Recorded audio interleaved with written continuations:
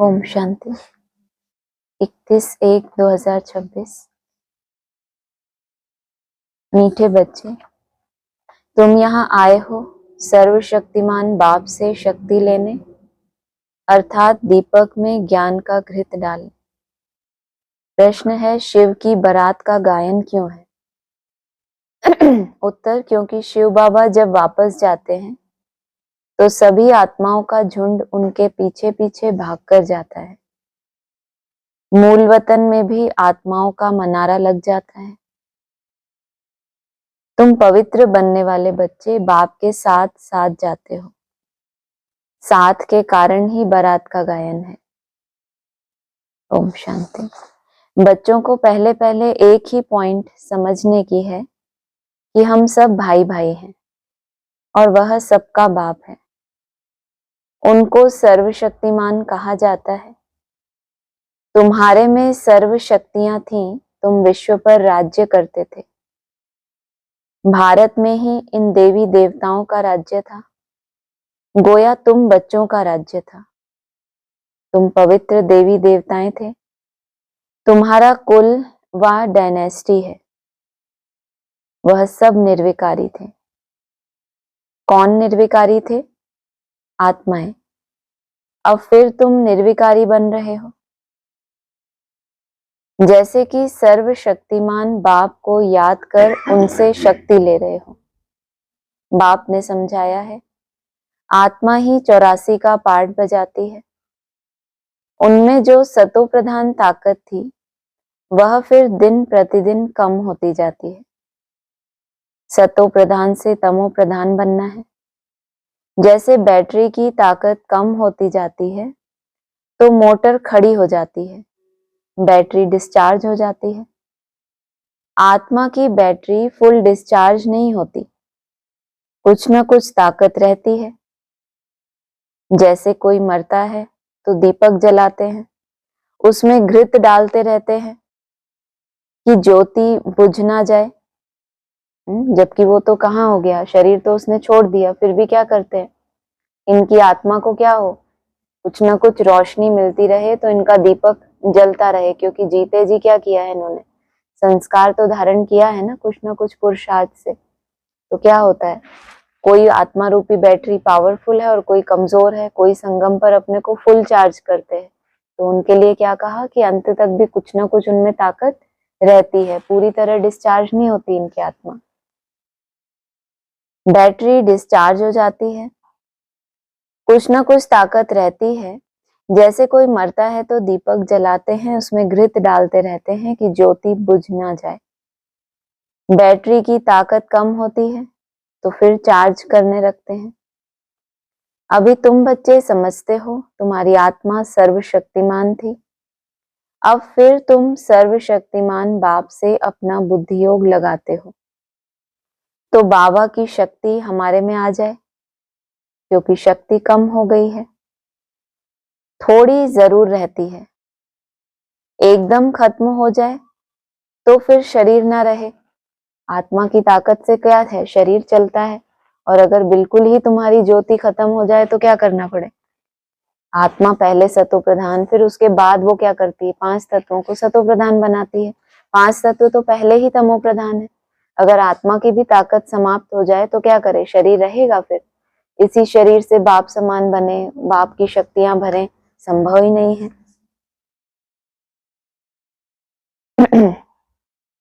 थोड़ी जरूर रहती है, एकदम खत्म हो जाए तो फिर शरीर ना रहे। आत्मा बाप को याद करते करते बिल्कुल प्योर हो जाती है। सतयुग में तुम्हारी बैटरी फुल चार्ज होती है, फिर थोड़ी थोड़ी कम होती जाती है। त्रेता तक मीटर कम होता है, जिसको कला कहा जाता है। फिर कहेंगे आत्मा जो सतो प्रधान थी वह सतो बनी, ताकत कम हो जाती है। तुम समझते हो हम मनुष्य से देवता बन जाते हैं सतयुग में। अब बाप कहते हैं मुझे याद करो तो तुम तमो प्रधान से सतो प्रधान बन जाएंगे। अभी तुम तमो प्रधान बन गए हो तो ताकत का दिवाला निकल गया। फिर बाप को याद करने से पूरी ताकत आएगी, क्योंकि तुम जानते हो देह सहित देह के जो भी सब संबंध हैं वह सब खत्म हो जाने हैं। फिर तुमको बेहद का राज्य मिलता है। इसी देह में और देह के संबंधों में फंसते फंसते क्या हुआ, आत्मा की ताकत कैसी हो गई, बैटरी फुल डिस्चार्ज हो गई। अब तुम्हारी बुद्धि में क्या बिठाया कि ये सब क्या होना है, खत्म हो जाना है। तो तुम्हें राज्य कौन सा करना है अब, बेहद का राज्य, माना स्वराज्य में टिकना। बाप भी बेहद का है तो वर्षा भी बेहद का देते हैं। अभी तुम पतित हो, तुम्हारी ताकत बिल्कुल कम होती गई है। हे बच्चों, अब तुम मुझे याद करो, मैं ऑल माइटी हूं, मेरे द्वारा ऑल माइटी राज्य मिलता है। सतयुग में देवी देवता सारे विश्व के मालिक थे, पवित्र थे, दैवी गुणवान थे। अभी वह दैवी गुण नहीं है। सबकी बैटरी पूरी डिस्चार्ज होने लगी है, फिर अब बैटरी भरती है। सिवाय परमपिता परमात्मा के साथ योग लगाने के बैटरी चार्ज नहीं हो सकती। वह बाप ही एवर प्योर है, यहाँ सब हैं इम्प्योर। जब प्योर रहते हैं तो बैटरी चार्ज रहती है। तो अब बाप समझाते हैं एक को ही याद करना है। ऊंच ते ऊंच है भगवान, बाकी सब है रचना। रचना से रचना को कभी वर्षा नहीं मिलता। क्रिएटर तो एक ही है, वह है बेहद का बाप, बाकी तो सब हैं हद के। बेहद के बाप को याद करने से बेहद की बादशाही मिलती है। तो बच्चों को दिल अंदर समझना चाहिए, हमारे लिए बाबा नई दुनिया स्वर्ग की स्थापना कर रहे हैं। ड्रामा प्लान अनुसार स्वर्ग की स्थापना हो रही है। तुम जानते हो सतयुग आने वाला है। सतयुग में होता ही है सदा सुख। वह कैसे मिलता है, बाप बैठ समझाते हैं, मामेकम याद करो। और सबकी याद कैसी है, नंबरवार है या एक जैसी है। और ऊपर तो बोल दिया कि सतयुग आने वाला है, और सतयुग में होता ही क्या है, सदा ही सुख। और कंडीशन क्या लगाई, तुम मामेकम याद करो। फिर तो सबको एक साथ और एक जितना सुख मिलना चाहिए ना, अथाह सुख। बाबा ने तो उस दिन कहा कि स्वर्ग का नाम सुन के सिर्फ खुश नहीं हो जाना चाहिए, वहां पे भी क्या होता है, अलग अलग दर्जे होते हैं। सुख तो सभी को है, लेकिन उनका सुख और जो प्रजा वर्ग है उनका सुख, दास दासियों का, वह कैसे मिलता है। बाप बैठ समझाते हैं, मामेकम याद करो, मैं एवर प्योर हूं। मैं कभी मनुष्य तन नहीं लेता, न दैवी तन न मनुष्य तन लेता हूं। अर्थात मैं जन्म मरण में नहीं आता। चाहे मनुष्य हो चाहे देवताओं हो, किस बंधन में है ये, जन्म भी लेना है उनको, मरण में भी आना है। और मैं एकमात्र ऐसा हूं जो जन्म मरण में नहीं आता। सिर्फ तुम बच्चों को स्वर्ग की बादशाही देने के लिए। जब यह 60 वर्ष की वानप्रस्थ अवस्था में होता है तब इनके तन में आता हूं। यही पूरा सतो प्रधान से तमो प्रधान बना है। नंबर 1 ऊंच ते ऊंच भगवान, फिर हैं सूक्ष्म वतनवासी ब्रह्मा विष्णु शंकर, जिसका साक्षात्कार होता है। सूक्ष्म वतन बीच का है ना, जहां शरीर नहीं हो सकते। सूक्ष्म शरीर सिर्फ दिव्य दृष्टि से देखा जाता है। मनुष्य सृष्टि तो यहाँ है, और तुमको क्या बोला, तुम्हारी जब तक आईज कैसी हैं, क्रिमिनल हैं, अपवित्र हैं, तो तुम इन अपवित्र आंखों से कोई भी पवित्र चीज नहीं देख सकते। और ब्रह्मा विष्णु शंकर ये क्या है, सूक्ष्म वतनवासी हैं, जिसका साक्षात्कार होता है। सूक्ष्म वतन बीच का है ना, जहां शरीर नहीं हो सकते। सूक्ष्म शरीर सिर्फ दिव्य दृष्टि से देखा जाता है। मनुष्य सृष्टि तो यहाँ है, बाकी वह तो सिर्फ साक्षात्कार के लिए फरिश्ते हैं। तुम बच्चे भी अंत में जब बिल्कुल पवित्र हो जाते हो तो तुम्हारा भी साक्षात्कार होता है। तुम पवित्र बन जाएंगे तो तुम्हारा वरण कौन करेंगे। ये जो फरिश्ते हैं इनको क्यों रिजर्व में रखा जाता है, क्योंकि जब ये आत्माएं जो एक्चुअल सृष्टि के पार्टधारी हैं, जब ये क्या बन जाए, एकदम बैटरी इनकी डिस्चार्ज हो जाए और वापस ये अपनी चार्ज करने के लिए क्या करें, बाप के साथ योग लगाएं। लगाते लगाते जब ये पवित्र बन जाते हैं, फरिश्ते बन जाते हैं, तो इनको क्या मिलता है, लिफ्ट मिलती है। लिफ्ट मिलना माना ये अव्यक्त आत्माएं क्या करें, इनका वरण कर लें। तुम बच्चे भी अंत में जब बिल्कुल पवित्र हो जाते हो तो तुम्हारा भी साक्षात्कार होता है। ऐसे फरिश्ते बन फिर सतयुग में यहाँ ही आकर स्वर्ग के मालिक बनेंगे। यह ब्रह्मा कोई विष्णु को याद नहीं करते हैं, यह भी शिव बाबा को याद करते हैं और यह विष्णु बनते हैं।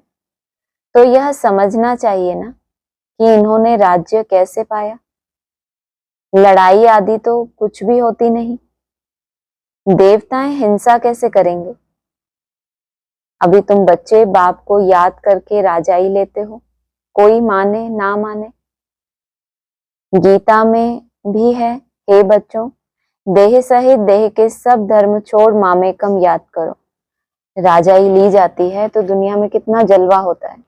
राजाई लेते हैं तो मान मर्तबा कितना मिलता है उनको। और बाबा ने क्या कहा, तुम राजाई लेते हो किस आधार से, बाप को याद करके। और इस बात को कोई माने या ना माने, माना ये राजाई किस लिए मिल रही है तुमको, स्वयं के सेटिस्फेक्शन के लिए। तुम्हारी अनेक जन्मों की यात्रा थी, तुम ढूंढ रहे थे कि भगवान का स्वरूप क्या है, मैं कैसे मिलूं उससे जाकर। तो तुम्हें क्या दिया भगवान ने, बेहद का बाप है तो बेहद की राजाई देंगे। उस हद की राजाई को तो तुमने क्या किया, जन्म जन्मांतर त्याग ही किया। किस लिए, कि बेहद के बाप से जाकर मिले। उनको तो देह है नहीं जो ममत्व रखे। कहते हैं मैं थोड़े समय के लिए इनके शरीर का लोन लेता हूं, नहीं तो मैं नॉलेज कैसे दूं। मैं बीज रूप हूं ना, इस सारे झाड़ की नॉलेज मेरे पास है और किसको पता नहीं। सृष्टि की आयु कितनी है, कैसे इनकी स्थापना पालना विनाश होता है, मनुष्यों को तो पता होना चाहिए। मेरे पास सारे झाड़ की नॉलेज क्यों है, क्योंकि मैं क्या हूं, मैं बीज रूप हूं, सदा ही क्या हूं, निराकारी हूं। तो मेरे अंदर क्या है, सारी ही नॉलेज है। और समय जब आता है तो क्या होता है, इमर्ज होती रहती है।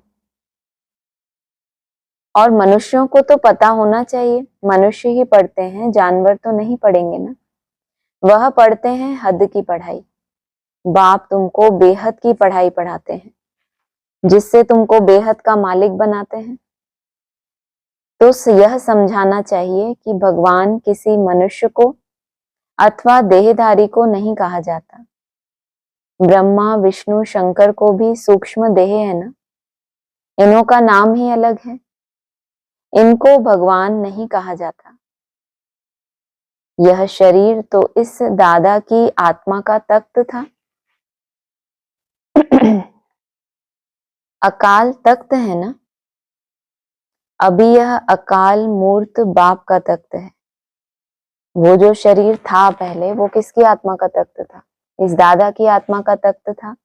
अकाल तख्त है ना, अभी यह अकाल मूर्त बाप का तख्त है।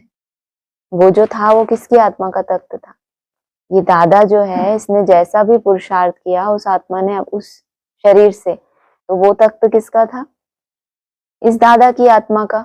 और मेरा तख्त कौन सा बताया, अभी यह अकाल मूर्त बाप का तख्त है, माना वो मूर्ति भी है और काल भी नहीं खा सकता, उस बाप का तख्त है। अमृतसर में भी एक अकाल तख्त है ना, बड़े बड़े जो होते हैं वहां अकाल तख्त पर जाकर बैठते हैं। बड़े बड़े किस आधार पर हुए, क्योंकि वो सरोवर कैसा है, अमृत का सरोवर है। कल भी कहा था ना, जब तक जीना है क्या करना है, क्या बोला, जब तक जीना है क्या करना है, अमृत पीते रहना है। तो जो बड़े बड़े होंगे उन्होंने क्या किया होगा लंबा समय, तो वो कहाँ जाकर बैठेंगे, अपने तख्त को भी कैसा बनाएंगे, अकाल तख्त बनाएंगे। अभी बाप समझाते हैं यह सब अकाल आत्माओं के तख्त हैं। आत्मा अकाल है जिसको काल खा ना सके, बाकी तख्त तो बदलते रहते हैं। अकाल मूर्त आत्मा इस तख्त पर बैठती है। आत्मा अकाल है, लेकिन जो अकाल मूर्त आत्मा है वो किस तख्त पर बैठती है, किस पे बैठेगी, जैसी वो आत्मा स्वयं है, अपने मूर्ति भी कैसी है, जिसको काल ना खा सके।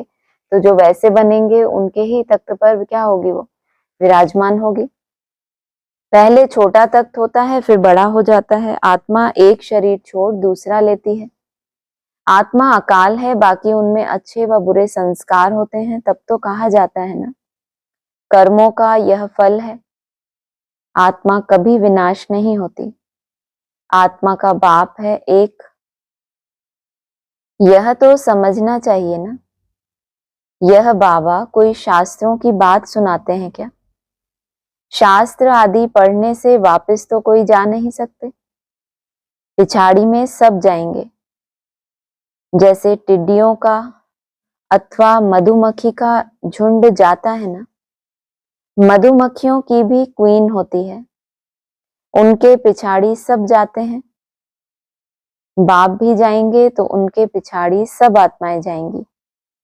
वहां मूल वतन में जैसे सब आत्माओं का मनारा है, यहाँ फिर है मनुष्यों का झुंड। तो यह झुंड भी एक दिन भागना है। बाप आकर सब आत्माओं को ले जाते हैं। शिव की बारात कहा जाता है, बच्चे कहो अथवा सजनिया कहो। बाप आकर बच्चों को पढ़ाकर याद की यात्रा सिखलाते हैं। पहले क्या, बाप आए पहले और उसके बाद क्या दे, बच्चों को पढ़ाए पहले, और जब पढ़ाई जिनकी बुद्धि में एक्यूरेट बैठे तो उनको क्या करना है, अब पढ़ाई एक्यूरेट बैठी तो अब क्या करेंगे, प्रैक्टिकल उस यात्रा करेंगे जिससे उनको क्या बनना है, पतित से पावन। पवित्र बनने बिगड़ तो आत्मा जा नहीं सकती। जब पवित्र बन जाएगी तब पहले पहले शांति धाम जाएगी। शांति धाम तो सबको ही जाना है। जब सब कुछ खलास हो गया और फिर कोई संकल्प ही नहीं रहे, क्योंकि अब सृष्टि ही नहीं रही। सृष्टि नहीं रही और फिर क्या नहीं रहे आपके, अब कोई संकल्प ही नहीं रहे, किसके बारे में सोचें, कोई बचा ही नहीं। लेकिन जब सारी सृष्टि भी है और उसके बीच में रहते रहते आप कैसे बने, पवित्र बन गए, माना निसंकल्प बन गए। आपके संकल्प कैसे हो गए, गति कम होते होते कहां तक पहुंचे। तो जो पहले पहले जब पवित्र बन जाएगी आत्मा तो पहले पहले शांति धाम जाएगी। वहां जाकर सब निवास करते हैं।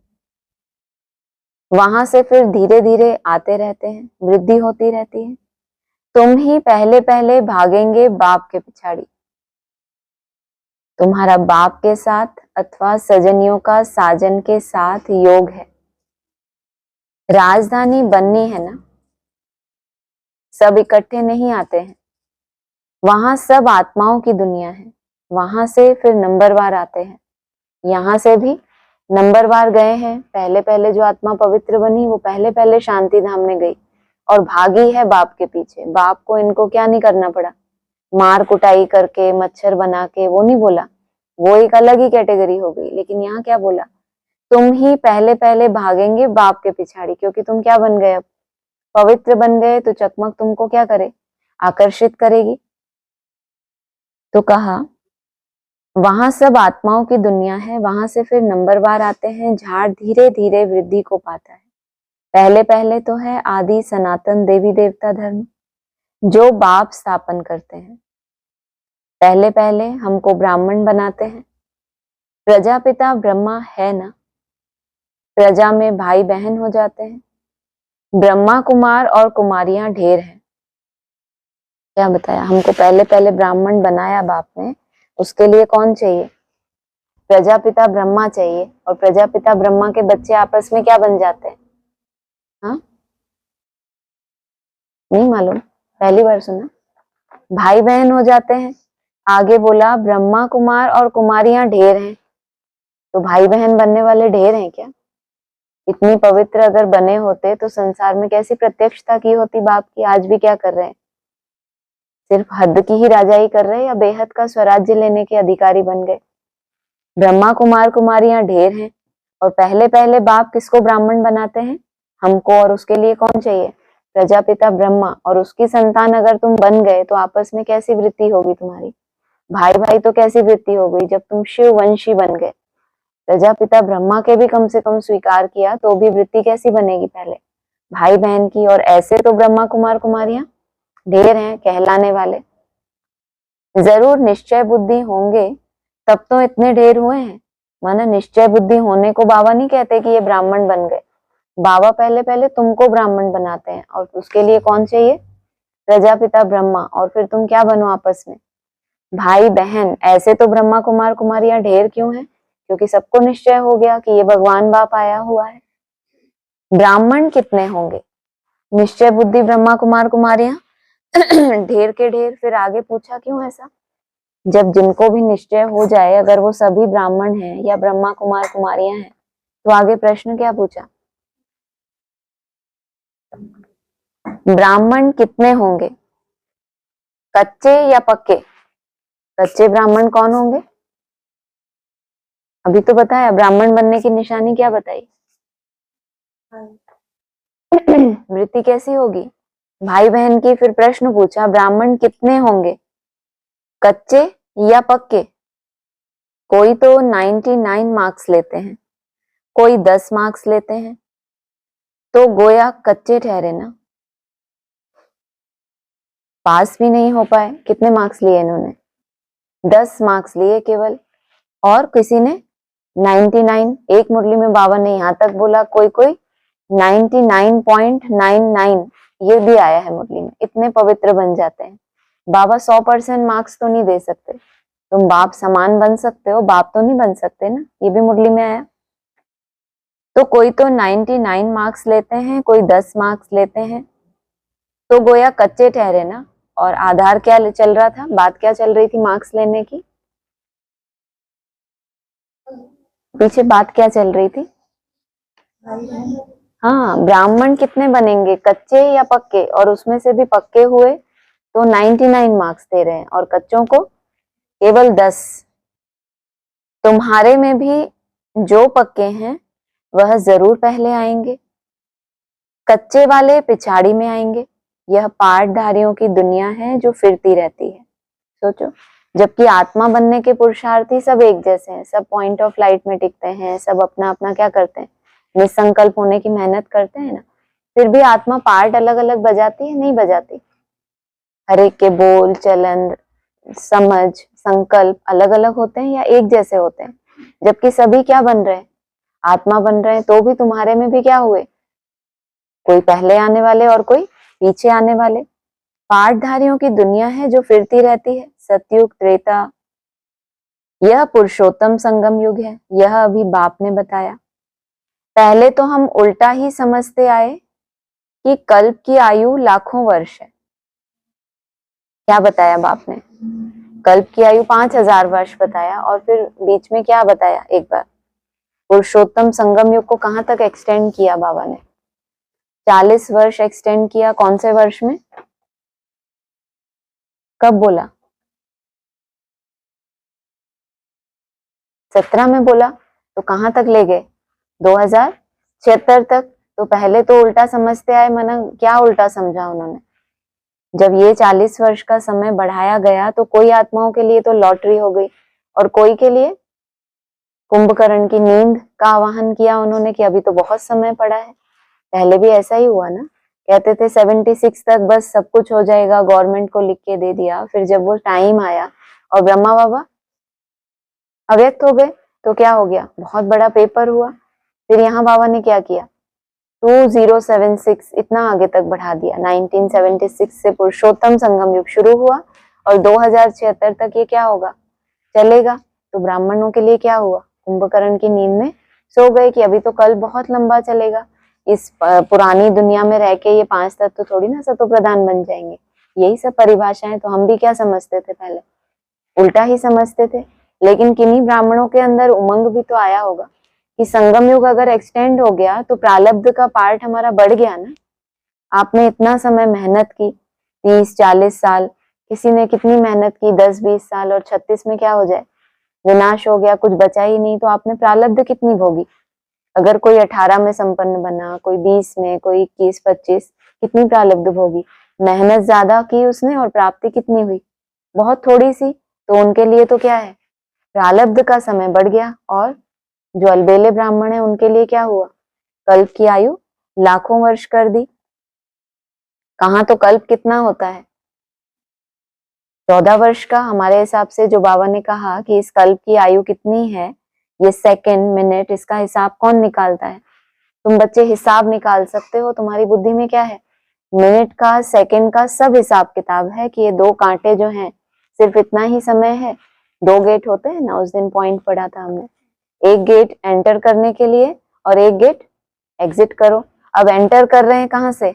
सृष्टि चक्र में जो 2 कांटे हैं, तो एंटर कहाँ से कर रहे हैं?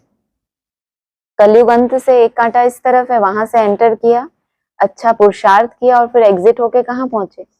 तो 2 गेट होते हैं ना, तो वो 2 गेट के बीच में क्या है? सिर्फ इतना ही समय है, और वो भी पूरा कल्प नहीं है। कितना है? केवल 2-3 मिनट का ही अंतर है उसमें। तो कहा पहले तो हम उल्टा समझते आए कि कल्प की आयु लाखों वर्ष है। अभी बाप ने बताया यह तो पूरा 5000 वर्ष का चक्र है। आधा कल्प है राम का राज्य, आधा कल्प है रावण का राज्य। लाखों वर्ष आयु भी बात कहाँ से आई? मुरलियों से ही आई या किसी ने अपना ही मंथन दिया? बाप ने ही कहीं ना कहीं इशारा दिया ना।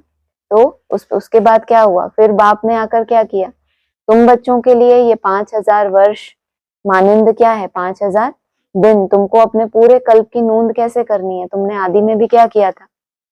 आदि में कितने वर्ष भट्टी की थी? 14 वर्ष। तो बाबा ने कहा जैसे कि क्या हो गया तुम्हारी, ये ड्रेस ही तुम्हारी सफेद हो गई है। क्यों? क्योंकि तुमने तब भी तुम भट्टी में पड़े, फिर बीच में तुम बहुत ज्यादा विस्तार में कभी गए ही नहीं। बंदर बुद्धि तुम थे क्या? बाबा क्या कहते हैं? बेहद में बेहद, बेहद में बेहद बंदर बुद्धि। जितना बाप ने बता दिया उतना सफिशिएंट, उसके भी और बेहद बेहद करते रहना और अपनी मान मर्तबा लूटते रहना, इसको क्या कहें बाबा? बंदर बुद्धि। तो कहा 5000 वर्ष का चक्र है, लाखों वर्ष का कल्प होता तो आधा आधा भी हो न सके। दुख और सुख की यह दुनिया बनी हुई है। यह बेहद की नॉलेज बेहद के बाप से मिलती है। शिव बाबा के शरीर का कोई नाम नहीं है। यह शरीर तो इस दादा का है। बाबा कहाँ है? बाबा ने थोड़े समय के लिए लोन लिया है। बाबा कहते हैं हमको मुख तो चाहिए ना। यहाँ भी गौमुख बनाया हुआ है। पहाड़ी से पानी तो जहां तहां आता है, यहाँ फिर गौ का मुख बना दिया है, उससे पानी आता है। उनको गंगा जल समझ लेते हैं। अब गंगा फिर कहाँ से आई?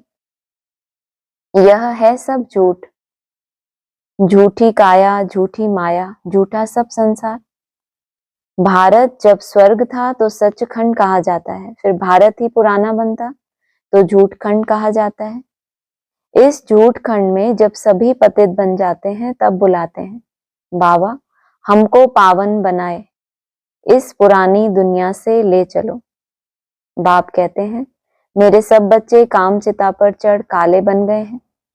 बाप बच्चों को बैठ कहते हैं तुम तो स्वर्ग के मालिक थे ना, स्मृति आई है ना। बच्चों को समझाते हैं, सारी दुनिया को नहीं समझाते।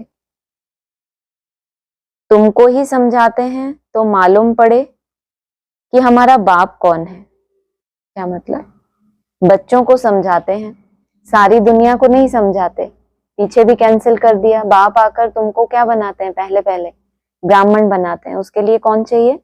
प्रजापिता ब्रह्मा चाहिए, और कंडीशन लगा दी पवित्र अर्थात भाई बहन की वृत्ति हो। फिर यहाँ क्या बोला? सिर्फ उसमें भी ब्राह्मण कितने होंगे? कच्चे, फिर उनमें पक्के, माना ब्राह्मण बन भी गए। प्रजापिता ब्रह्मा को भी जान लिया, उसको भी स्वीकार किया, लेकिन कितने कच्चे हैं, पक्के हैं, परसेंटेज भी दे दिया। फिर कहा बच्चों को समझाते हैं, सारी दुनिया को नहीं समझाते। तुमको ही समझाते हैं तो मालूम पड़े कि हमारा बाप कौन है। तुमको जो समझानी, इतनी ऊंच समझानी तुम्हारी बुद्धि में ही कैसे बैठ गई? तो जरूर तुम्हारे अंदर अगर उस बाप का सर्कुलेशन ट्रांसफर हुआ है, तभी तो तुमको निश्चय होगा कि हमारा बाप कितना ऊंच है। प्रैक्टिकल में है 5000 वर्ष या केवल हवा में है? इसीलिए तुमको ही समझाते हैं, औरों की तो समझ में आएगा भी नहीं। इस दुनिया को कहा जाता है फॉरेस्ट ऑफ थॉर्न्स, अर्थात कांटों का जंगल। सबसे बड़ा काम का कांटा लगाते हैं। भले यहाँ भगत भी बहुत है, वेजिटेरियन है, परंतु ऐसे नहीं कि विकार में नहीं जाते।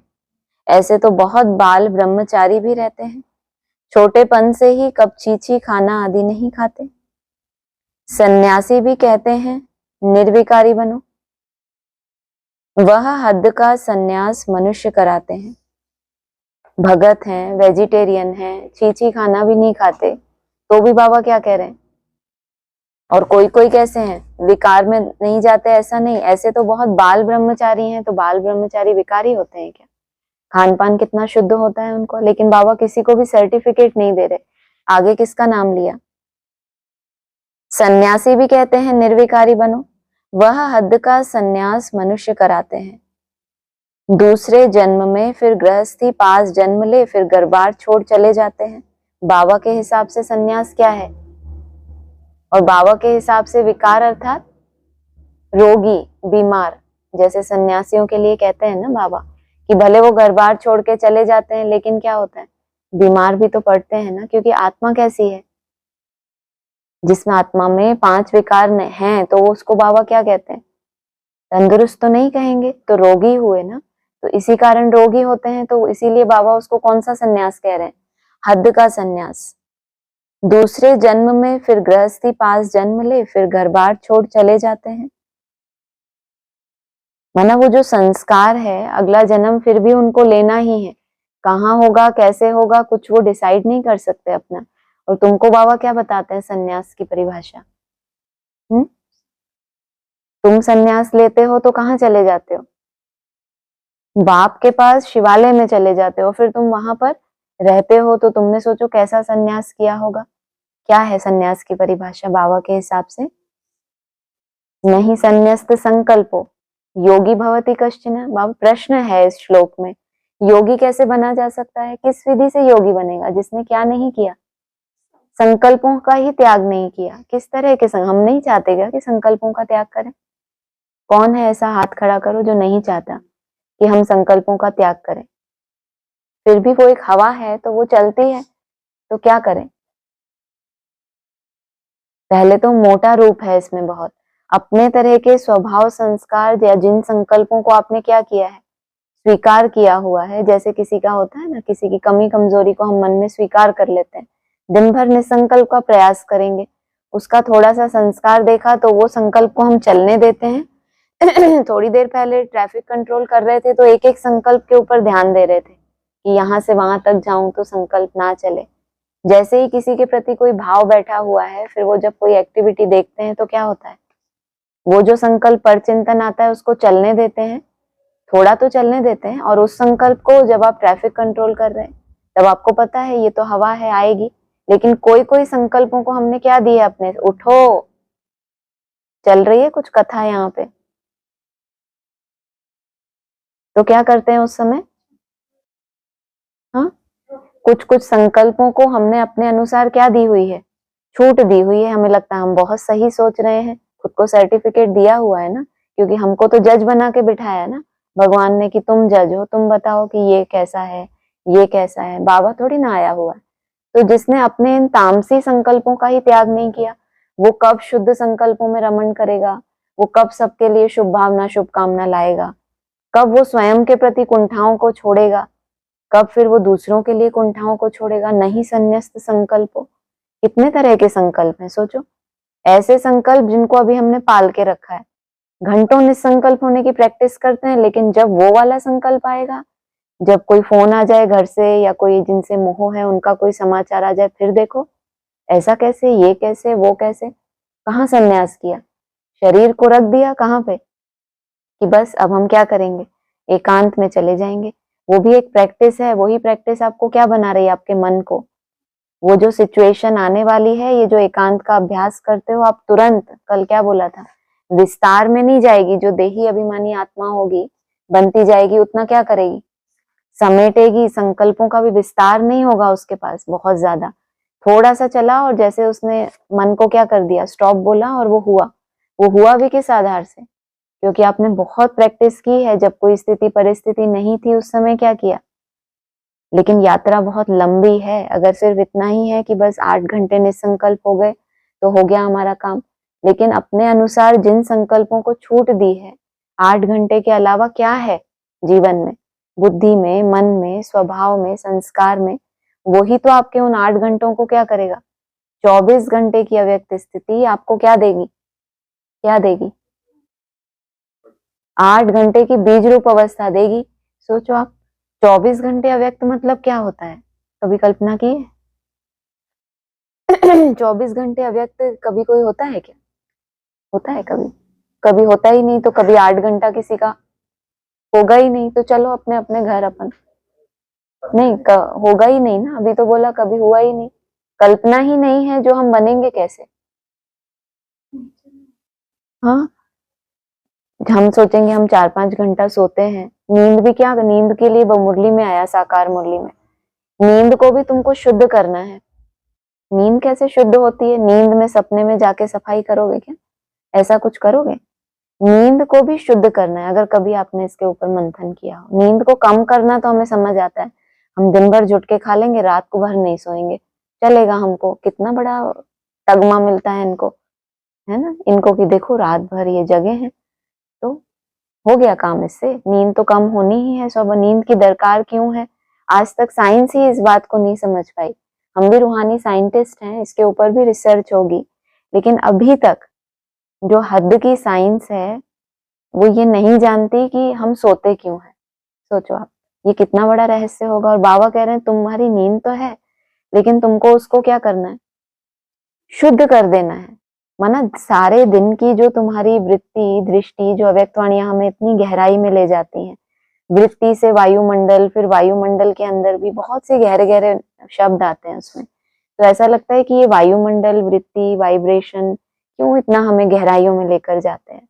तो हर चीज को रिफाइन होना है, और जितना जितना आगे बढ़ेंगे, अपने प्रैक्टिकल अनुभव से समझाएंगे। ऐसे नहीं होगा कि हमने कोई बड़ी बड़ी बातें बोल दी और कोई माने या ना माने।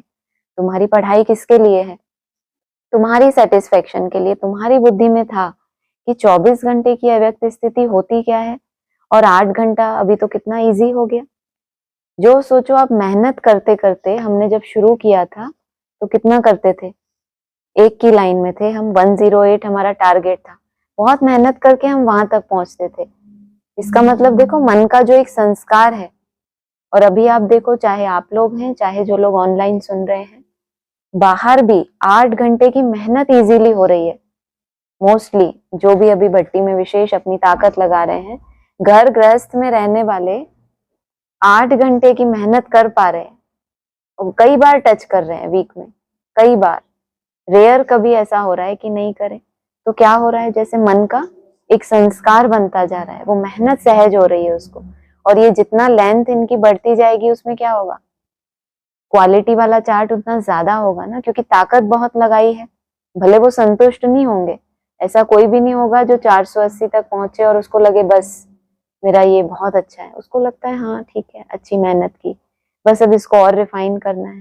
रिफाइन तो वो होना ही है, क्योंकि अगर आप केवल दिखावे के लिए नहीं डालते, तो वो क्या होगा? धीरे धीरे आपका रिफाइन भी होगा। तो बाबा ने कहा कि तुमको मालूम पड़े, नहीं, सन्यासियों की बात चल रही थी, कि वह हद का सन्यास मनुष्य करा दे। सबको कैंसिल कर दिया। किसको किसको? तो बड़े बड़े भगत होते हैं, वेजिटेरियन होते हैं। हमारे हिसाब से वेजिटेरियन कौन होते हैं पता है आपको? ब्राह्मणों की दुनिया में वेजिटेरियन कौन होते हैं? कभी मुरलियां सुनी है? हाँ, मन बुद्धि से पड़े पड़े देहधारी को याद करते रहना, इसको बाबा कहते हैं नॉन वेजिटेरियन। जिसको याद कर रहे हैं वो 5 तत्वों का क्या है? उसकी बुद्धि 5 तत्वों में है, या वो आत्मा बन गया? क्या है? 5 तत्वों में। और आपकी मन बुद्धि किसको याद कर रही है? संकल्पों से भोजन कौन सा ग्रहण कर रहे हो? वो जो देहधारी है उसको याद करना, माना क्या करना? हाँ, परंतु भक्तों को भी कैंसिल कर दिया। फिर जो बाल ब्रह्मचारी आए वो तो पवित्र रहते हैं, छोटेपन से ही छीछी खाना आदि नहीं खाते।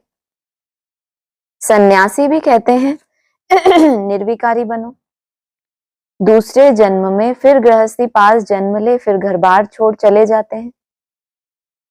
माना उनका वो छोड़ने का संस्कार बन गया। सन्यासियों को कभी राजाई मिलती है? नहीं तो होना क्या चाहिए? अगर रूलिंग और कंट्रोलिंग पावर आ गई तो आपको अगले जन्म में क्या मिलना चाहिए? राजा ही मिलनी चाहिए। सोचो कैसा है ये। इनकी यात्रा कितनी लंबी है। जितना हद किया है उतना क्या है? जितना बेहद के ऊपर काम कर रहे हैं उतना क्या होगा? जो चीज जितनी सूक्ष्म होती है उसमें क्या होता है, उतनी ज्यादा पावर होती है। बाबा कहते हैं ना, एटम कितना सूक्ष्म होता है, उसमें कितनी पावर है। सन्यासी हर जन्म में त्याग करेंगे घर बार का, फिर गृहस्थियों के यहाँ जन्म लेंगे। इसका मतलब अभी यात्रा पूरी नहीं हुई है, नहीं तो उनको उसका फल मिलना चाहिए। क्या फल मिलना चाहिए? बाबा कहते हैं लक्ष्मी राजा ही मतलब क्या, राजा सन्यासियों के फॉलोअर्स देखे आपने कितने होते हैं, करोड़ों फॉलोअर्स होते हैं उनके, जब वो कुछ ना कुछ सिद्धि पा लेते हैं। राजा ही कौन सी चाहिए?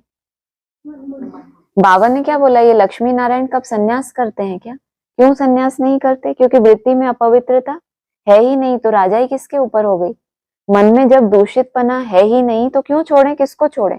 अपनी प्रजा को क्या करें, अच्छे से अच्छी पालना दें, उनका उद्धार करें, इस विश्व कल्याण में क्या करें, मन की भी ताकत लगाएं और तन की भी ताकत लगाएं। और सन्यासियों तो क्या कर्तव्य से क्या हो गए, विमुख हो गए ना। फिर भी उनकी उस प्योरिटी को भी क्या करते हैं, कुछ ना कुछ भारत की रक्षा में वो काम आते हैं, थमाते हैं भारत को।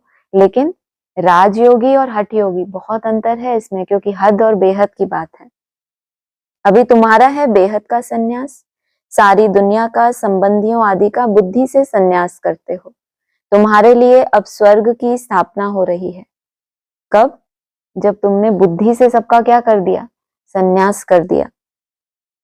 तुम्हारी बुद्धि स्वर्ग तरफ ही जाएगी। तो शिव बाबा को ही याद करना है। बेहद का बाप कहते हैं मुझे याद करो, मन मना भव मध्याजी भव, तो तुम देवता बन जाएंगे। यह वही गीता का एपिसोड है, संगम युग भी है। मैं संगम पर ही सुनाता हूं। राजयोग जरूर आगे जन्म में संगम पर सीखे होंगे। और ये कौन सा एपिसोड है? एपिसोड भी कोई सीरियल के होते हैं तो फर्स्ट एपिसोड, सेकंड, थर्ड। अभी ये कौन सा है? लास्ट एपिसोड में क्या सिखाया अर्जुन को? नष्टो मोहा। और जब तब भी नहीं माना तो अरे ये तो लास्ट एपिसोड है, इसके बाद और क्या? तो फिर विराट रूप का दिखा दिया। तो क्या कहे, अभी तुमने आगे जन्म में भी संगम पे क्या किया था? जितनी तुम्हारी समझ थी, जो भी उस समय सृष्टि बनी थी, उसमें तुमने अपनी पूरी ताकत लगाई, चाहे भक्ति मार्ग की ही समझ क्यों ना हो। यह सृष्टि बदलती है ना, तुम पतित से पावन बन जाते हो। सृष्टि बदलती गई, पहले ओम मंडली थी, फिर क्या हुआ? हाँ, फिर ब्रह्मा कुमारी आए, फिर एडवांस। सृष्टि बदलती रहती है और तुम क्या होते हो, पतित से पावन बन जाते हो। अब यह है पुरुषोत्तम संगम युग। पावन बनते बनते अब तुम कहाँ पहुंचे? अब तुमको सभी आत्माओं के बीच में क्या बनना है? उत्तम, अर्थात पहले पहले मेरे को टच करने वाले। जबकि हम ऐसे तमो प्रधान से सतो प्रधान बनते हैं। हर एक बात अच्छी रीति समझकर निश्चय करनी चाहिए। यह कोई मनुष्य थोड़े ही कहते हैं, यह है श्रीमत, अर्थात श्रेष्ठ ते श्रेष्ठ मत भगवान की। बाकी सब है मनुष्य मत। मनुष्य मत से गिरते आते हो, अब श्रीमत से तुम चढ़ते हो। बाप मनुष्य से देवता बना देते हैं। दैवी मत स्वर्गवासी की है। तुम श्रीमत के आधार से क्या किया तुमने? तुमको जो श्रीमत मिली, जिस समय जितनी तुम्हारी बुद्धि में बैठी, तुम क्या किया? तुमने पालन किया और तुम ऊंचे चढ़ते गए। और बाप तुमको मनुष्य से देवता बना देते हैं। दैवी मत स्वर्गवासी की है और वह है नरकवासी मनुष्य मत, जिसको रावण मत कहा जाता है। रावण राज्य भी कोई कम नहीं है। सारी दुनिया पर रावण का राज्य है, रावण राज्य भी कम क्यों नहीं है? रावण राज्य ने क्या किया? जो भगवान ने आकर नई सृष्टि बनाई थी ब्राह्मणों की, उस ब्राह्मणों की सृष्टि को कहाँ ले गया रावण? एकदम तमो प्रधान था, अज्ञानियों से भी बदतर बना दिया उनको। तो रावण राज्य भी क्या है, कम नहीं है। और कहाँ, सृष्टि तो बदलती रहती है और तुम पतित से पावन बन जाते हो। यह बेहद की लंका है जिस पर रावण का राज्य है, फिर देवताओं का पवित्र राज्य होगा, वहां बहुत सुख होता है। स्वर्ग की कितनी महिमा है, कहते भी हैं स्वर्ग पधारा, तो जरूर नरक में था ना। कब उसको महसूस होगा कि मैं नरक में हूं? जैसे आज की दुनिया के साहूकार क्या कहते हैं, हम तो कहाँ हैं, स्वर्ग में है, क्योंकि कोई कमी नहीं है, कोई ऊंचे लक्ष्य भी नहीं है, बस धन कमाना है और कल मर जाए तो कुछ पता नहीं। लेकिन हद के लक्ष्य हैं तो क्या है, सब सुख है उनके पास। जब उनको स्व स्थिति की थोड़ी सी भी अनुभूति हो तब ये क्या समझेंगे कि अरे हम तो पहले कहाँ थे, कितने संकल्प चलते थे 1 मिनट में। एक साधारण मनुष्य के जितने संकल्प चलते थे उससे भी हमारे दुगने संकल्प चलते थे 1 मिनट में। जब वो ये महसूस करें कि ये ऐसी आत्मा है कि 1 मिनट में कितने, 1-2 या 1 मिनट में कोई संकल्प ही नहीं है, तब वो जब करके देखें तो उनको महसूस हो कि हम तो पहले कहाँ थे, नर्क में थे। हेल से गया तो जरूर फिर हेल में ही आएगा ना। कितना क्लियर किया बाबा ने। ब्राह्मण कैसी दशा में है, जिस दशा में नर्कवासी मनुष्य हैं। 1 मिनट में चेक करो नर्कवासी मनुष्यों के कितने संकल्प, कैलकुलेशन भी है उनके पास, दूसरों को भी समझाते हैं। हमारी दादी जान की थी, उनके 1 मिनट में सिर्फ 3-4 चलते थे। आप कहाँ हो, कभी चेक किया उन्होंने? तो नर्कवासी हो गए, हेल में हो गए, तो जब जन्म लेंगे फिर भी कहाँ रहेंगे? शरीर छोड़ने से कोई परमधाम चले जाएंगे, जरूर हेल में ही आएगा ना। स्वर्ग अभी है कहाँ? यह बातें कोई शास्त्रों में नहीं है। शास्त्रों में तो क्या है, जो मरा वो कहाँ पहुंचा, स्वर्ग में। और ये बिना मरे क्या चाहते हैं, जैसे दुनिया समझती है शरीर छोड़ के स्वर्ग मिलता है, ऐसे ये भी क्या समझ रहे हैं। बाबा क्या कहते हैं, तुम जीते जी मरजीवा बने हो। यह बातें कोई शास्त्रों में नहीं है। अभी बाप तुम्हें सारी नॉलेज देते हैं, बैटरी भरती है, नॉलेज देते हैं, तब तुम कहाँ भागने लगते हो बैटरी को भरने के लिए कि भैया भक्ति मार्ग से कुछ नहीं होगा। भक्तों को भी आउट कर दिया, छोटे छोटे ब्रह्मचारियों को भी क्या किया, आउट कर दिया, और फिर तीसरा सन्यासियों को भी फेल कर दिया। तो अब तुम काहे में लग जाते हो, तुम भागकर पहले पहले शिव बाबा के पिछाड़ी जाते हो। बैटरी भरती है, माया फिर लिंक तोड़ देती है। अच्छा, मीठे मीठे सिकिलदे बच्चों प्रति माता पिता बाप दादा का याद प्यार गुड मॉर्निंग। रूहानी बाप की रूहानी बच्चों को नमस्ते, रूहानी बच्चों की रूहानी बाप दादा को नमस्ते। धारणा के लिए सार है, मन वचन कर्म से पवित्र बन आत्मा रूपी बैटरी को चार्ज करना है। क्यों इतनी कंडीशन लगा दी? पहले क्या करें, क्या करें? पहले मन वचन कर्म से पवित्र बने, और फिर क्या करें? तो तब तक क्या करें, जब तक हम मन वचन कर्म से पवित्र नहीं है। तो क्या बोला, साधारण रूप से हद में भी अपना फोन चार्ज करते हो ना, तो जितने समय फोन चार्ज होता है उसको क्या होना पड़ता है, पूरे टाइम चार्जर से जुड़े रहना पड़ता है, या बार बार हर 1 मिनट बाद आप निकाल दो फिर लगा दो, फिर निकाल दो फिर लगा दो, तो क्या होगा, हो जाएगा चार्ज। उसको क्या चाहिए, कंटिन्यू क्या चाहिए, कनेक्शन चाहिए। इसलिए बाबा ने भी कहा है, जब तुम्हारी कौन सी याद होगी, जब ज्वालामुखी अवस्था की याद होती है, तब क्या होता है तुम्हारा, तेजी से विक्रम विनाश होते हैं। लगातार जैसे फोन को रखना होता है ना, 2-3 घंटे लगाओ तो क्या होता है, ऐसे तुम्हारे को भी क्या करना है, आसन आसन वासन कुछ 3 घंटा 45 मिनट। इसलिए तुमको सवेरे भी मिलता है वो टाइम, और फिर शाम को भी मिलता है कि क्या हो जाए, बैटरी। चलो दिन भर में तुम बहाने लगाओगे, ये काम था वो काम था ये था वो था, लेकिन जो नुमा शाम है, किसी के पास 1 घंटा है, आजकल तो फास्ट चार्जिंग भी होती है ना, 1 घंटे में ही पूरा चार्ज।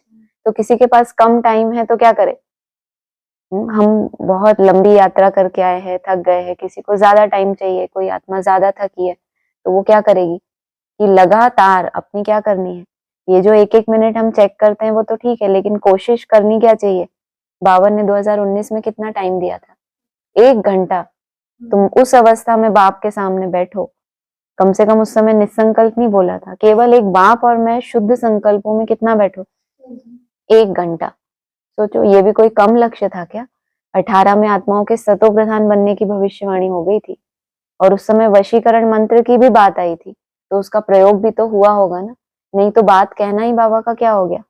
वशीकरण मंत्र पूरा 1 घंटा तुमको कहाँ बैठना है, कोई दूसरा संकल्प नहीं अलाउड है उसमें। सोचो आप कहाँ पहुंच गए। अब 26 चल रहा है, कितना हो गया, आधा कल्प तो हो गया, नहीं हो गया, आधा कल्प बीत गया। सोचो 1 घंटे के लिए, तो अभी बड़ा लक्ष्य रखना चाहिए ना हमको, कि सारे दिन में क्या हो हमारा, कम से कम कोई 1 घंटा मेरा टारगेट हो, जब मन हल्का हो तो क्या हो, या तो शुद्ध संकल्प हो या फिर उसमें पॉइंट हो। अगर पूरी ताकत लगाए और इतना हम निकाल लेते हैं कि पहले 15 मिनट, फिर 20-25 मिनट, फिर हमको लगा, क्योंकि बाबा तो कई बार क्या कहते हैं, तुम पौना घंटा बैठे तो चेक करो उसमें से कितना समय तुम्हारा मन भटका।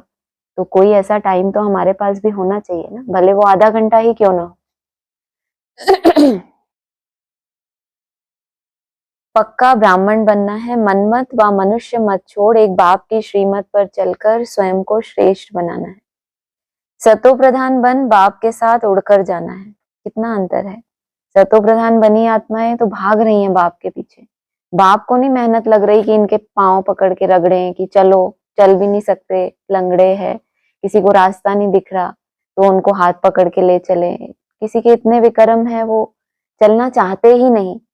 चलो जिनके लंगड़े हैं लेकिन चलना तो चाहते हैं ना, और जिनको रास्ता नहीं दिख रहा वो भी चलना चाहते हैं और वो चलना ही नहीं चाहते। फिर उनको क्या बोला, तुम चाहो या ना चाहो मैं तुमको कैसे ले जाऊंगा, सजाएं खिला खिला कर क्या करूंगा, हड्डी हड्डी तोड़ूंगा। लेकिन समय नहीं है, अब लास्ट एपिसोड है, बहुत समय दे दिया और तुमको बाप के साथ उड़कर जाना है। वरदान है सत्यता की शक्ति द्वारा प्रकृति व विश्व को सतो प्रधान बनाने वाले मास्टर विधि विधाता भव। जब आप बच्चे सत्यता की शक्ति को धारण कर मास्टर विधि विधाता बनते हो, जबकि विधि से सिद्धि होती है, वो विधियां किसने दी हैं हमको, बाप ने वो विधियां दी हैं। लेकिन तुम क्या बनते हो, मास्टर, क्योंकि तुम हो गए प्रैक्टिकल। तुमने उन विधियों को क्या किया, अपने जीवन में अप्लाई किया और फिर तुमने एक विधान बनाया कि जब हम उल्टी सीढ़ी चढ़ रहे हैं तो कहाँ तक पहुंचेंगे तो हम सतो प्रधान कहलाएंगे, कहाँ तक हम पहुंचे तो सतो, और फिर आपको लिफ्ट कब मिलती है, 1 सेकंड में। तो वो सब विधाता तुम बन गए प्रैक्टिकल में, क्योंकि तुमने क्या किया, विधि से सिद्धि हासिल की। आधार कौन सी शक्ति बताई, सत्यता की शक्ति। तो प्रकृति सतो प्रधान बन जाती है, युग सतयुग बन जाता है, सर्व आत्माएं सदगति की तकदीर बना लेती हैं। आपकी सत्यता पारस के समान है, जैसे पारस लोहे को पारस बना देता है, ऐसे सत्यता की शक्ति आत्मा को, प्रकृति को, समय को, सर्व सामग्री को, संबंध को, संस्कारों को, आहार व्यवहार को सतो प्रधान बना देती है। इसलिए फोकस कहाँ डाल दिया, तुम्हारे अंदर सत्यता कितनी है। सत्य अर्थात सत्य कौन है, शरीर सत्य है।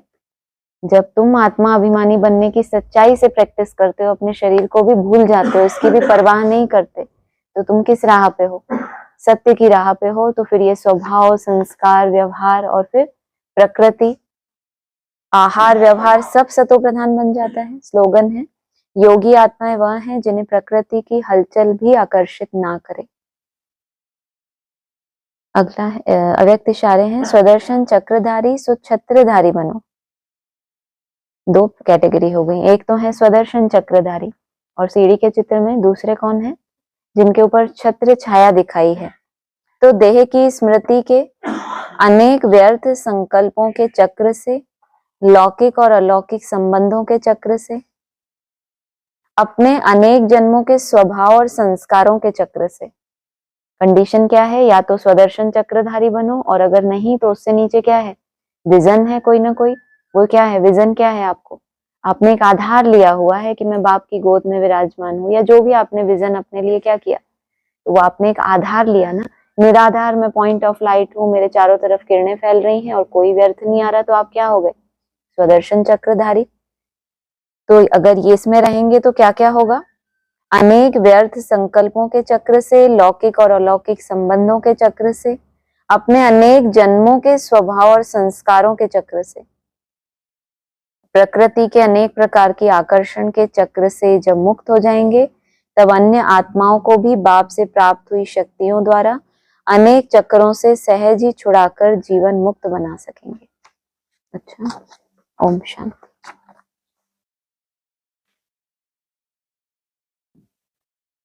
हाँ जी, ऑनलाइन किसी को कुछ बोलना है तो बोलिए।